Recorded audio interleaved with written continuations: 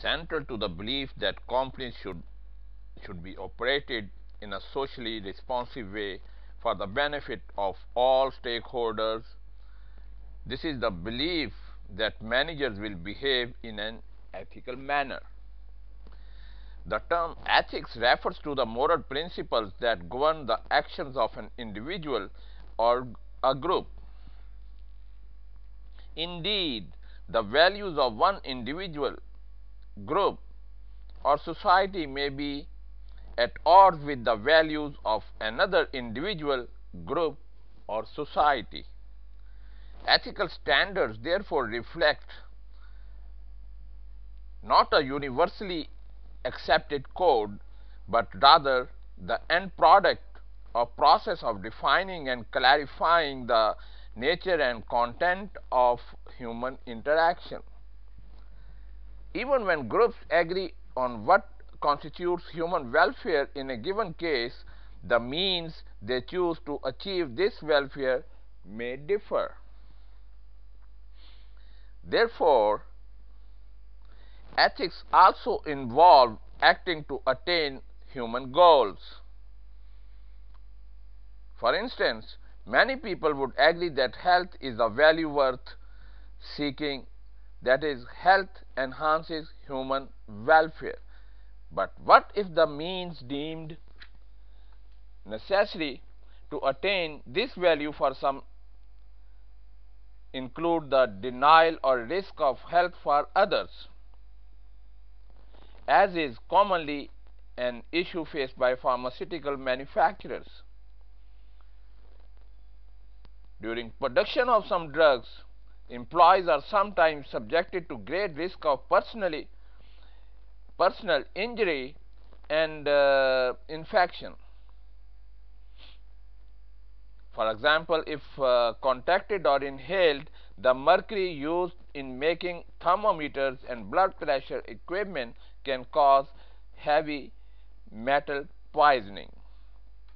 If inhaled, ethylene oxide used to sterilize medical equipment before it is shipped to doctors can cause fatal abnormalities and miscarriages.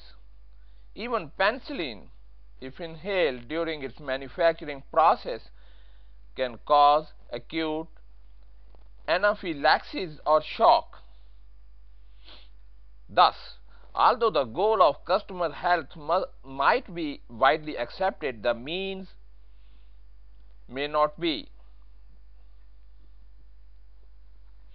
Managers report that the most critical quality of ethical decision making is consistency. Thus, they often try to adopt philosophical approach that can provide the basis for the consistency they seek. There are three fundamental ethical approaches for executives to consider. They include the utilitarian approach, the moral rights approach, and the social justice approach. Managers who adopt the utilitarian approach judge the effects of a particular action on the people directly involved in terms of what provides the greatest good for the greatest number of people. The utilitarian approach focuses on actions rather than on the motives behind the actions. Potentially positive results are weighed against potentially negative results. If the former outweigh the latter, the manager taking the utilitarian approach is likely to proceed with the action. That some people might be adversely affected by the action is accepted as inevitable. And managers who subscribe to the moral rights approach judge whether decisions and actions are in keeping with the maintenance of fundamental individual and group rights and privileges. The moral rights approach includes the rights of human beings to life and safety, a standard of truthfulness, privacy, freedom to express one's conscience, freedom of speech, and private property. And managers who take the social justice approach judge how consistent actions are with equity, fairness, and impartiality in the distribution of rewards and costs among individuals and groups. These ideas stem from two principles known as the liberty principle and the difference principle. The liberty principle states that individuals have certain basic liberties compatible with similar liberties by other people. The difference principle holds that social and economic inequities must be addressed to achieve a more equitable distribution of goods and services. In addition to these defining principles, three implementing principles are essential to the social justice approach. According to the distributive justice principle, individuals should not be treated differently on the basis of arbitrary characteristics such as race, sex, religion, or national origin.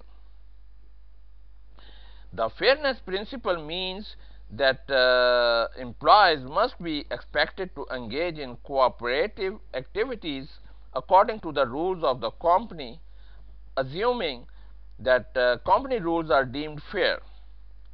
The most obvious example is that in order to further the mutual interests of the company themselves and other workers, employees must accept limits on their freedom to be absent from work.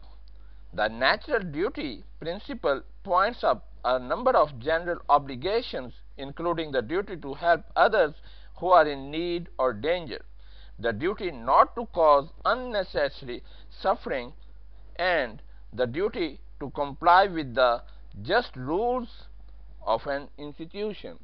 Log on to my website www.asifjmeer.com. I also have a blog that can be accessed at asifjmeer.wordpress.com. Thank you for your time. Thank you for listening. Have a great day.